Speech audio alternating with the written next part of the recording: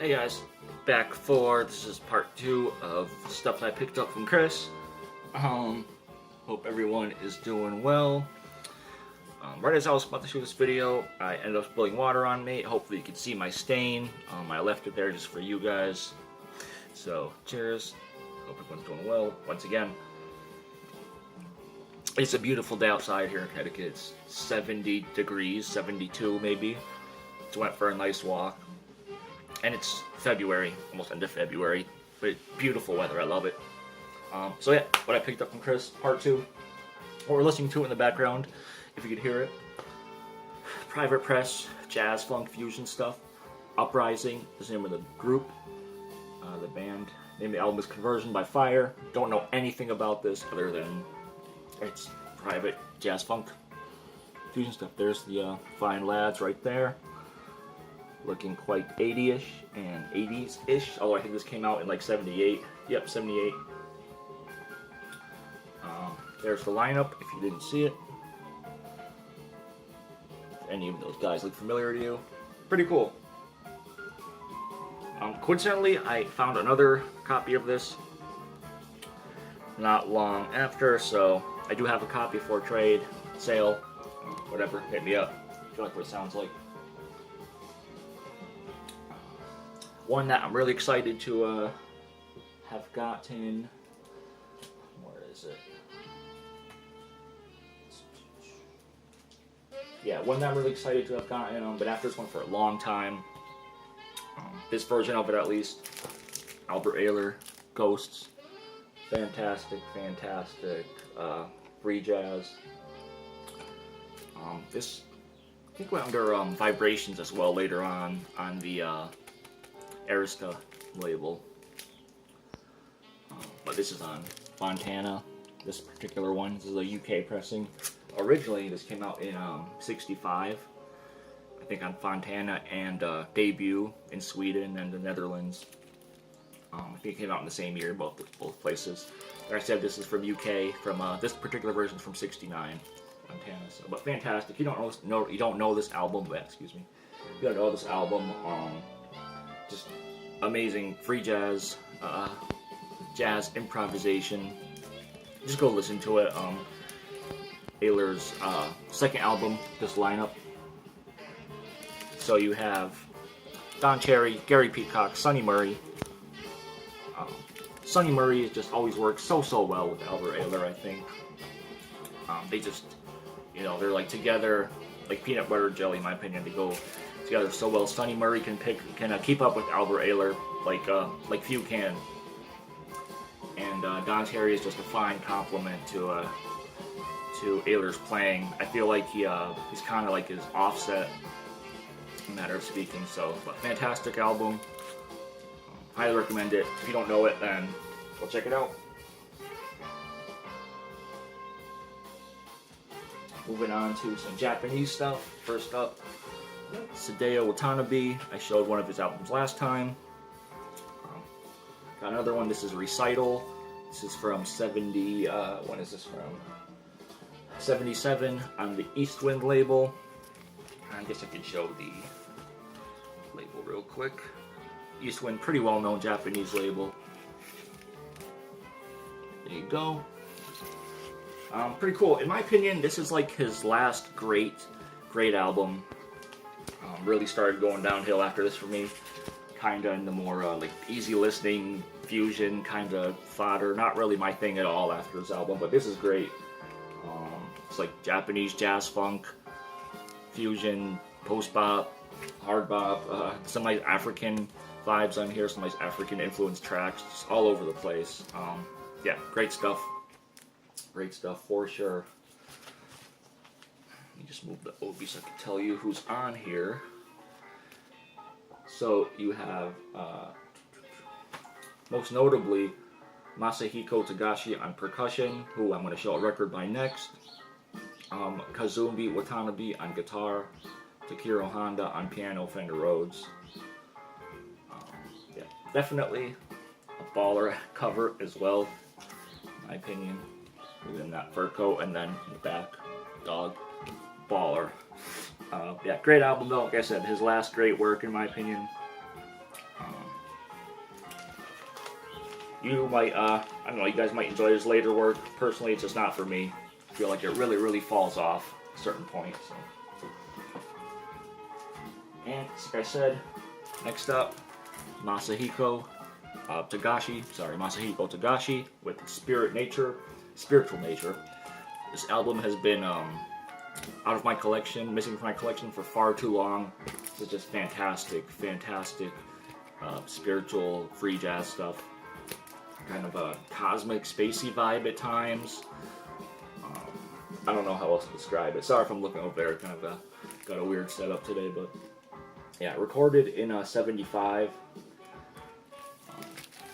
So good though. Highly recommend this one if you're gonna check out any records from this. These ones that I show here, definitely make sure this is one of them, because this is definitely one of my favorites, and it's recorded just really well. The sound on it is done really great. I know David Belson really agrees with me on that too. He loves the sound on this, so do I. So.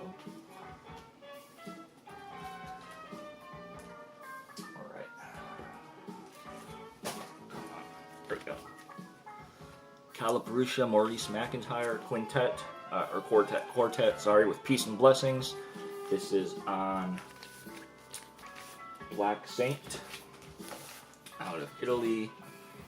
If you guys are into jazz, I'm sure you know the Black Saint label. Love that label. Great lineup on here too. You have Maurice McIntyre himself, Longinu Parsons, Leonard Jones, and King El Mach. Love Longinu Parsons on this. He plays trumpet, flugelhorn, flute, soprano, soprano flute, or soprano alto, and recorders. Fantastic sort of free jazz. As you can imagine, it's free jazz, but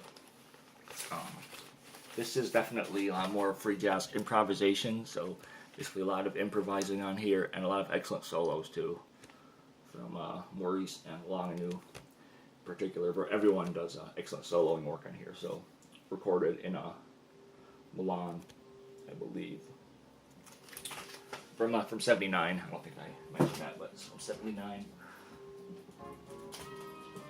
Kind of hard to go wrong with Black Saint, in my opinion.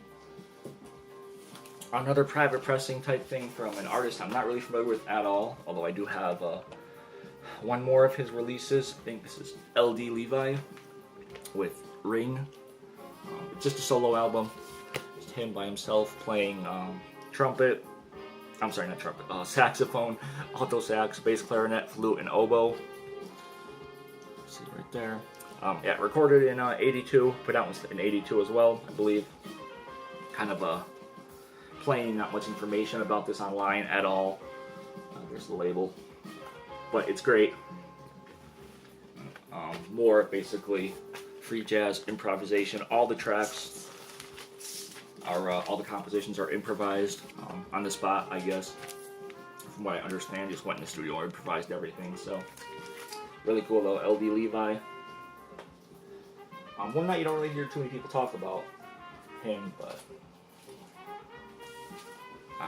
next up, really great record that really thankful that Chris put me on to. Bob Emery and Greg Babulinski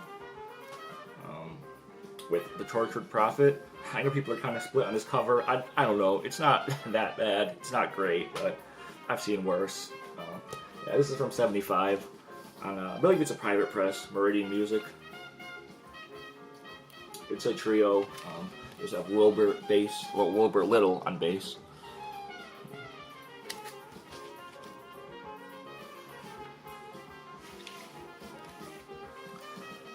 But the music itself is, describe this kind of free jazz, spiritual jazz, modal-ish, kind of all over the place. Great percussion with some nice African influenced percussion, especially on the title track, The Tortured Prophet. I don't think there's samples for this one actually, so you know what, let's put this one on so maybe you guys can hear a little bit. Because I don't believe that there is actually samples of this, and I definitely think that this is totally worth hearing. And it shouldn't be too expensive either, even though it's I think it's a private press, but even though there's not like a lot of copies around. It's still not really hard to find either. You still get it for a reasonable price. So this is the first track, Tortured Prophet. Ooh, that didn't sound good. That's what happens when you rush. Do it.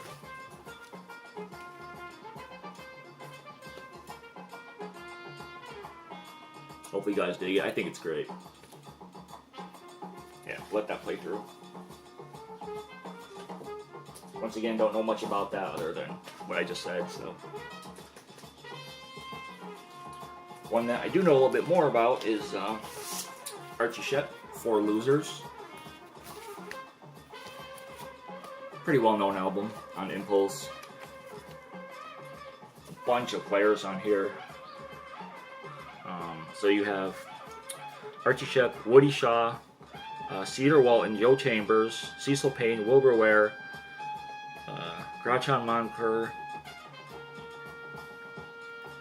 Andy Bay, Martin Kenyatta, Beaver Harris, Leon Thomas, Jimmy Owens, Dave Burrell, Bernard Purdy,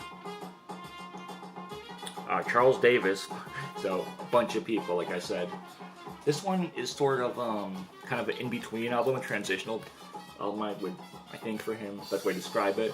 He was kind of going in between recording for BYG and Impulse at the time, so the sound on this record is kind of in between both of those two. Some tracks have vocals, kind of soulish, kind of soul-like female vocals. Other tracks, one track has Leon Thomas on vocals. Oh, sorry about the light, I don't know why it's doing that. Yeah, anyway, Leon Thomas on vocals on one track. Like I said, so it's kind of a mix of that BYG sound that he was doing at the time and the Impulse sound. So if you like both of those, you should probably enjoy this album. I like it. I think it's pretty good. Not his best by any means, but definitely solid. Archie Shepp for sure.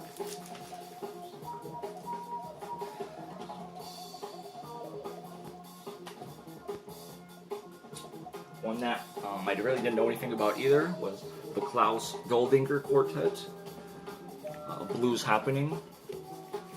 So originally this came out in Germany on the Liberty label, although this is the US World Pacific pressing. It's called World Pacific Records, from the World Pacific Jazz pressing, which actually looks very similar to Liberty pressing.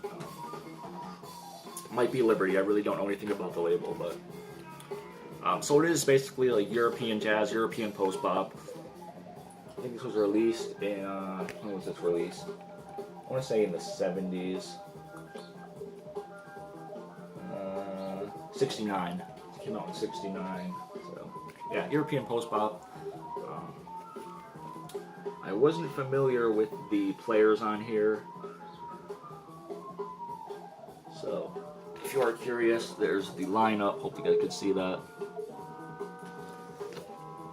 Pause a second, look at them, but yeah, I wasn't really familiar with the players, so, but pretty decent. If you're into that European jazz sound from the late 60s, early 70s. Alright, a couple more here. From Jamal Jamaica. I think Chris just threw this one in. Really well known Diggers record. Has been sampled quite a bit. I'm not going to go into what it's sampled by, but you guys can find it. It's a pretty well known sampling record. So, but the music itself, if you're interested, is jazz funk.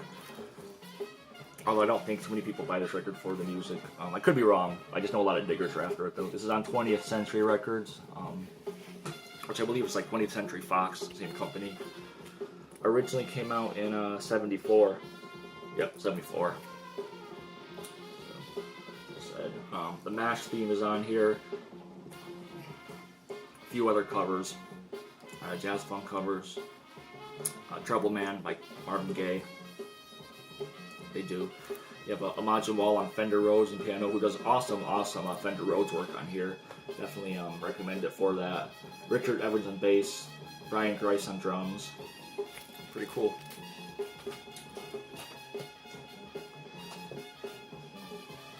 one I haven't opened yet, but I do know. So this is Louis Belson and Walfredo Los Reyes with a Q Ritmos Cubanos. Sure, I butchered that quite not gracefully, but the music itself is awesome. It's basically a percussion record. There are other instruments, but percussion is the main focus. It's right here. That's what it seemed like for me anyway. Definitely percussion heavy. I think there's 8 percussion players on here at one point, so you see line up. The music is kind of like Afro-Cuban jazz, Latin jazz, that type of stuff, but really great grooves.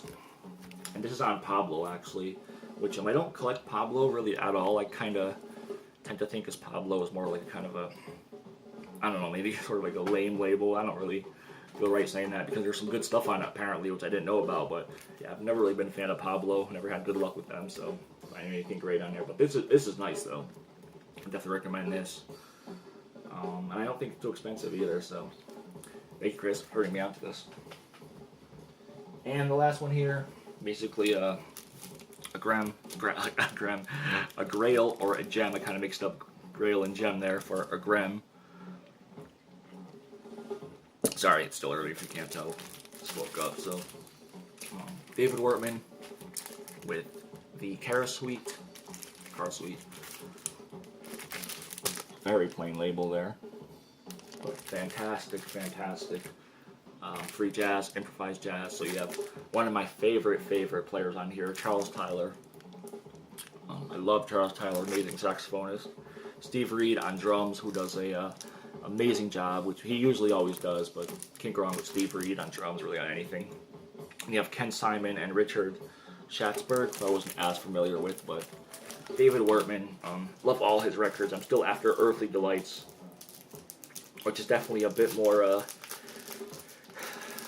as they tone down as compared to this, not really as free or out there, maybe a bit more in the spiritual-esque vibe. This one is definitely more in the freer vibe, so definitely more out there.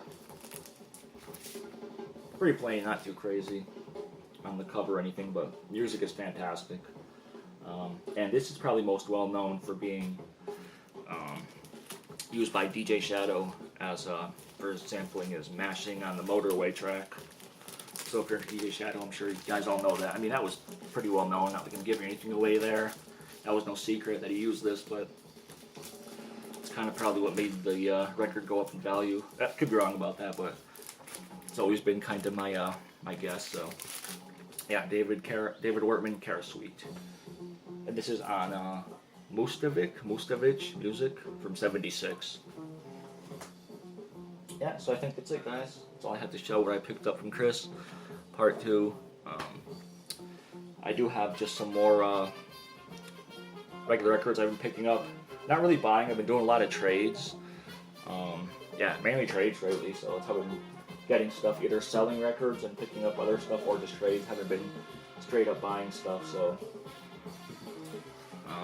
thank you for watching. Once again, if you guys enjoyed it, let me know if you know any of those records, what you think about them. If you're interested in any of them, even Jamal is a double as well as the Uprising, so let me know. Alright guys, peace.